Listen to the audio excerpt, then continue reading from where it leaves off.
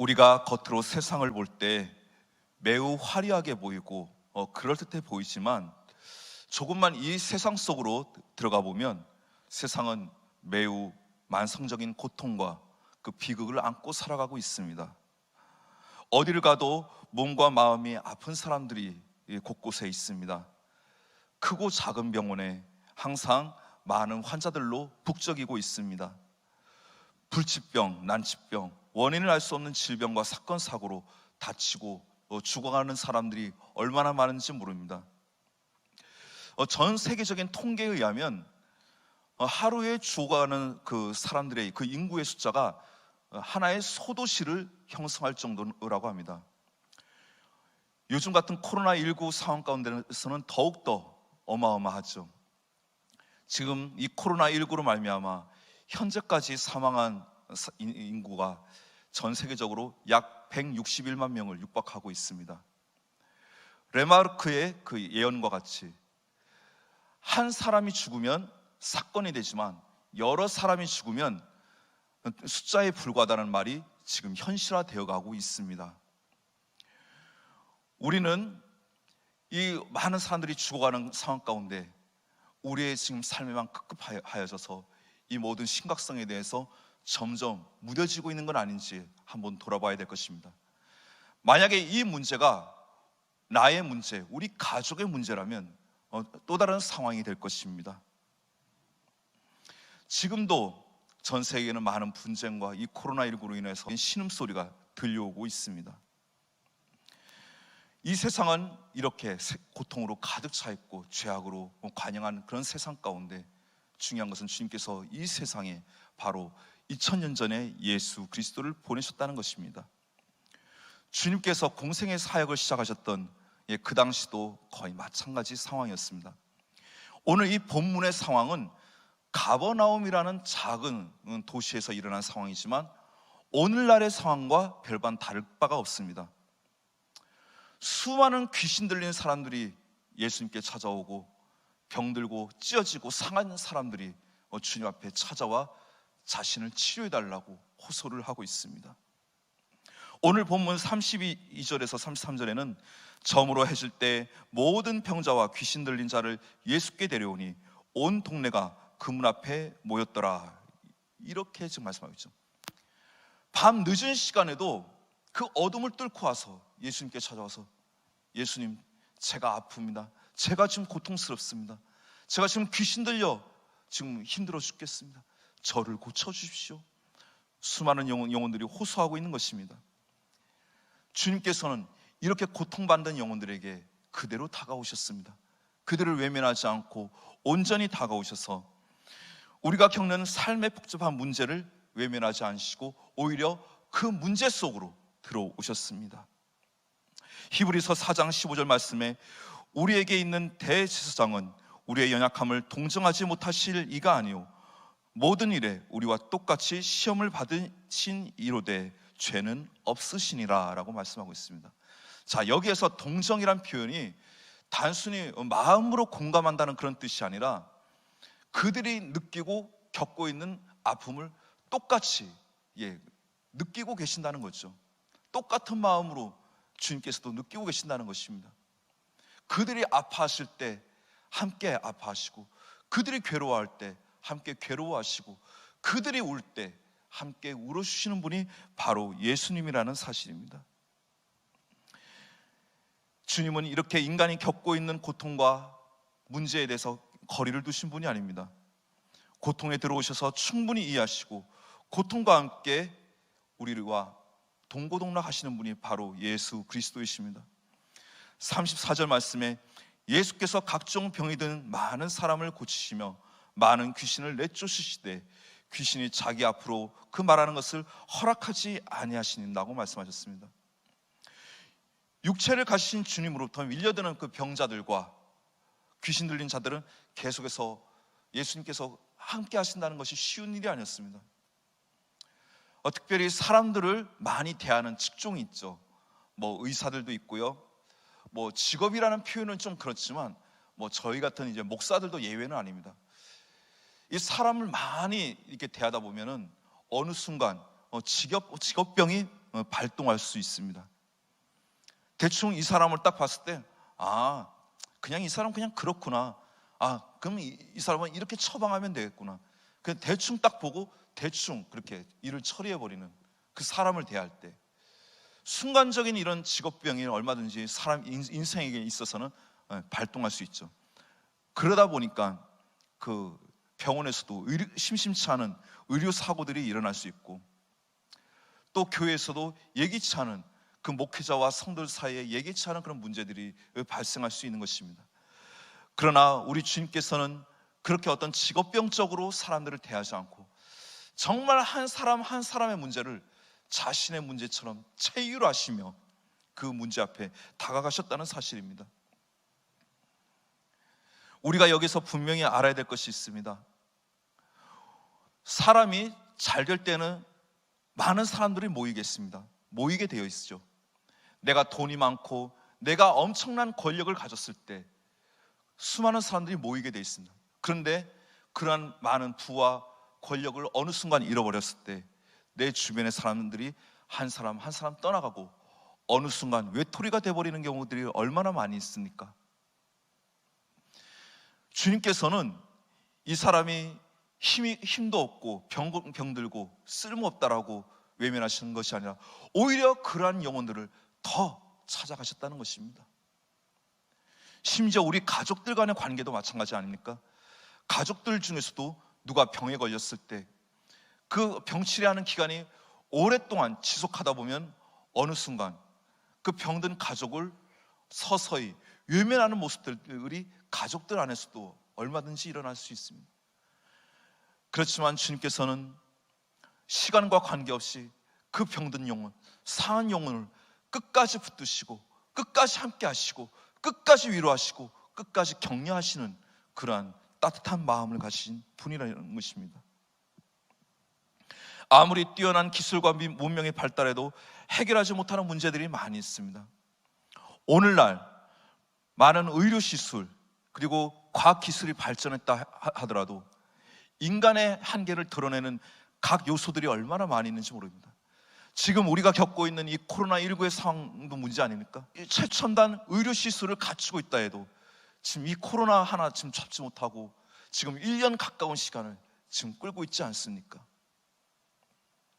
오늘 이 본문 말씀에 주님께서 병든 사람들을 고치고 귀신 들린 자를 쫓으신 이 사건을 통해서 우리에게 말씀해 주는 것이 뭐냐면, 예수님께서 우리에게 병 고치시면서 그래 너 이제 건강하게 살아라, 이제 귀신 들린 사람 그냥 귀신 쫓아주면서 그래 너 이제 자유롭게 살아라, 이런 뜻으로 말씀하신 것이 아니라 이 땅을 창조하시고 우주 만물을 다스리시고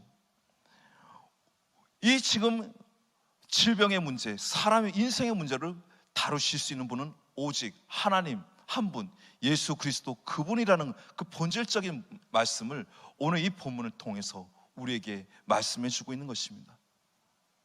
우리의 인생의 문제를 다룰 수 있는 분은 누구십니까? 바로 우리를 창조하시고 우리의 삶을 통치하시는 바로 예수 그리스도이십니다. 우리 질병의 문제를 해결할 수 있는 분은 누구십니까? 바로 우리를 만드신 바로 예수 그리스도이십니다.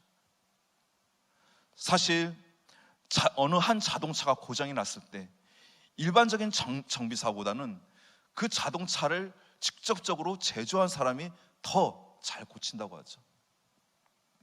이 땅에 수많은 의료기술과 의료진들이 존재하고 있지만 누구보다 우리의 어떤 육신적인 상황, 정신적인 상황, 우리의 모든 것을 아시는 분이 바로 누구이십니까? 우리의 삶을 창조하시고 다스리시는 바로 예수 그리스도 그분 아니십니까? 바로 그 병고침과 귀신 쫓는 모습을 통해서 주님께서는 우리에게 이 부분을 바로 가르쳐주고 있는 것입니다. 사랑하는 성도 여러분, 지금 여러분들 알지 못하는, 알게 모르게 정말 수많은 고통 가운데 씨름하고 있습니까? 남들에게 차마 말하기 어려운 그런 문제 속에서 밤잠 이루지 못한 채 신음하고 계신가요? 여러분들의 그러한 상황 가운데서도 우리의 작은 신음에도 응답하시는 주님께서 오늘도 여러분들의 신음소리를 듣고 계심을 여러분들 잊지 않으시기 바랍니다. 그리고 여러분들의 그런 정말 애타는 기도 소리를 지금도 주님께서는 들으시고 우리에게 하나님의 방법으로 하나님의 때에 응답해 주시기 원하시는 분이 바로 주님이라는 것을 우리가 잊지 않았으면 좋겠습니다. 주님은 입으로만 위로하지 않으셨습니다. 주님은 그들의 고통의 깊이를 충분히 그 연민을 깊이 느끼고 대하셨습니다. 다가오는 병자들을 외면하지 않으시고 그들의 고통이 얼마나 깊은가를 체휼하셨습니다. 스스로 고통의 문제를 해결할 수 있는 인간의 처절한 한계를 주님께서는 그분께서 직접 손을 뻗어 문제를 해결해 주셨습니다. 오늘 시몬 베드로의 장모가 열병이 걸렸을 때도 오늘 본문 말씀에 어떻게 말씀하고 있나요? 30절 말씀에 손을 잡아 일으키셨다고 했습니다. 오늘도 주님께서는 우리의 연약함으로, 우리의 문제로, 여러 가지 질병의 문제, 우리 삶의 문제, 관계의 문제, 남들에게 차마 말할 수 없는 그 고통스러운 문제로 주저하고 있는 우리에게 오늘 베드로의 장모를 손잡아 일으켜 주셨던 것처럼 오늘도 주님께서는 우리에게 그 손을 뻗어 지금도 일으켜 주고 계신다는 것을 우리가 믿음의 눈으로 바라볼 수 있는 저와 여러분이 될 수 있길 바랍니다. 주님께서는 우리를 이러한 삶의 문제에 대해서 분명히 본질적으로 창세기를 통해 보여주고 있습니다. 창세기의 그 에덴 동산으로 갔을 때 이 삶의 문제에 대한 분명한 원인을 말씀하고 있습니다. 하나님에 대한 그 불순종으로 말미암아 본래 하나님께서는 우리 인간을 만물의 영장으로 창조하시고 이 세상을 다스리게 하셨는데 오히려 우리의 그 불순종과 죄악으로 말미암아 우리가 오히려 그 주객이 전도되어 세상의 지배를 받고 죄의 지배를 받는 이런 안타까운 상황에 처하게 된 것입니다. 그러한 인간에 대해서, 그러한 죄의 저주를 받은 인간에 대해서 하나님께서는 그냥 놔두지 않고 예수 그리스도 그분을 우리에게 보내주심으로 말미암아 그 땅 가운데서 다시 한 번 더 승리할 수 있고 구원받을 수 있고 다시 한 번 더 넘어설 수 있는 그 길을 우리에게 보여주신 것입니다. 이 문제에 대해서 넘어설 수 있는 길은 바로 오늘 본문 가운데서 우리의 문제 가운데 찾아오신 바로 그 예수 그리스도에게 소망을 둘 때에만 이 문제를 극복할 수 있는 것입니다. 주님께서는 이 문제가 해결됐을 때, 이 문제가 끝났을 때 더 나를 잘 섬겨라 이것이 아니라 그 문제 속에서도 너 나를 바라볼 수 있니? 너 나를 의지할 수 있니? 너 나를 신뢰할 수 있니? 그 믿음을 우리에게 요구하고 계신 것입니다. 요한복음 6장 26절 말씀 보면 예수께서 대답하여 이르시되 내가 진실로 진실로 너에게 이르노니 너희가 나를 찾는 것은 표적을 본 까닭이 아니요 떡을 먹고 배부른 까닭이로다 라고 말씀하고 있습니다. 우리가 항상 기도할 때 이렇게 기도하는 경우들이 많이 있을 것입니다. 하나님, 이번에 내가 이 문제만 해결되면은 내가 주님께 더 많은 예물을 드리고 더 많은 헌신으로 주님을 섬기겠습니다. 예, 이런 정말 지키지도 못할 약속을 할 때가 얼마나 많이 있습니까? 주님께서는 우리에게 문제 해결을 원하시는 것이 아닙니다. 오히려 그 문제 가운데서도 나와 함께 하시는 그 주님을 바라보길 원하시는 것이죠. 오병이의 기적 사건에서 오늘 주님께서 하신 말씀을 통해서 우리가 안 것이 무엇입니까? 알게 된 사실이 무엇입니까? 수많은 사람들이 그저 예수님의 기적을 통해서 얻어먹은 그 떡과 물고기만 그냥 얻어먹고 다 떨어져 나갔다는 거예요. 떠났다는 거예요. 우리가 문제가 해결되면 주님을 더 잘 섬길 것 같지만 사실 그렇지 않은 모습들이 우리 가운데 얼마나 많은지 모릅니다. 우리는 물질적인 것에만 자꾸 치우치게 됩니다. 당장 아픈 문제만 해결되면 필요한 것이 채워지면 행복할 것이라고 착각합니다. 그렇지만 우리가 질병이 나았다고 질병이 다시는 걸리지 않나요? 아니잖아요. 감기가 나오면 어느 순간 더 독한 감기에 걸릴 수도 있는 것이죠. 암이 치료되면 또다시 그 암에 재발될 수 있는 위험성은 우리에게 항상 노출되어 있습니다. 지금 물질적인 문제가 당장 해결됐다고 해서 또 어떠한 상황들을 통해서 이 물질적인 문제가 터져나올지는 우리는 예상할 수 없는 것입니다. 주님께서는 우리의 이런 단순한 삶의 문제를 해결해 주시기 위해서 온 것이 아니라 이 문제 가운데 우리의 삶을 통치하시고 주관하시는 그 주님을 바라보시길 원하시는 것입니다. 이스라엘 백성들이 40년 광야 생활을 통해서 하나님이 단순히 빨리 그들을 가나안 성에 입성시키는 것이 목적이었습니까? 아닙니다. 그 40년 광야 생활을 통해서 낮에는 구름 기둥, 밤에는 불 기둥으로 인도하시고 만나와 메추라기로 먹이신 그 하나님의 때를 따라 돕는 그 은혜를, 하나님의 은혜를 바라보라는 뜻으로 주님께서는 그 광야 생활을 그들에게 허락하신 것입니다. 지금 우리에게는 이 코로나라는 엄청난 상황 가운데 있지만 우리는 기대하는 것이 그거잖아요. 빨리 좋은 백신 나와 빨리 이 무서운 전염병으로부터 해방되는 것이 사실 우리의 바람 아닙니까? 하지만 그 이전에 우리가 한 가지 더 생각해야 될 것이 있습니다. 우리를 엄습하는 이 무서운 전염병의 공포 속에서도 우리를 붙잡으시고 우리를 안아주시고 우리를 에워싸는 그 하나님의 은혜를 경험하라고 주님께서는 우리에게 말씀하고 있는 것입니다. 하나님은 우리 안에서 일어나는 일들을 통해 하나님의 일을 이루어 가십니다. 하나님은 어떤 것을 통해서라도 당신의 영광을 드러내십니다. 이 코로나19 상황 속에서도 전능자 되신 하나님을 온 인류가 다시 한 번 더 바라보기를 원하는 것입니다. 그래서 그 인류에게 속해 있는 그 더러운 죄악들을 다 벗어버리고 다시 한 번 더 그 영적인 초점을 다시 한 번 더 하나님께 맞춰 집중하기를, 이 코로나19 상황을 통해서 하나님께서는 지금 우리 인류 가운데 말씀하고 계시는 것입니다. 우리는 우리의 문제들이 해결되는 것에 관심이 많습니다. 그러나 주님의 주된 관심은 바로 구원이십니다. 우리의 창조자 되시고 구원자 되신 그 주님께 돌아오는 것이 주님의 진정한 그 관심인 것입니다. 심지어 남들이 비보기에 비극이라 할지라도 그 일들을 통해 하나님께서는 우리를 구원으로 이끌어 가십니다. 진짜 저주가 무엇인가요? 무서운 병에 걸려 어려운 문제에 당해 고통받다가 죽어가는 것이 그 저주가 아니라 어디로 왔다가 어디로 가는지 알지도 못하고 죽어가는 것이 그게 진짜 저주인 것입니다. 하지만 우리가 감당할 수 없는 큰 고난과 문제 앞에 있다 할지라도, 우리가 암과 같은 무서운 질병 가운데 고통받고 있다 할지라도 우리를 에워싸는 그 하나님의 따뜻한 손길을 오늘도 우리가 느끼고 경험하고 있다면 그 인생은 결코 저주가 아니라 오히려 축복이 될 것입니다. 오히려 그 문제를 넘어서서 하나님의 따스한 손길을 경험하는 놀라운 축복을 경험하고 있는 그 영혼이 아주 복된 인생이 될 것입니다. 세상을 자세히 보면 답이 없습니다. 단순히 질병만의 문제가 아닙니다. 세상을 뒤덮고 있는 거대한 저주의 흐름을 인간이 막아낼 길이 없습니다.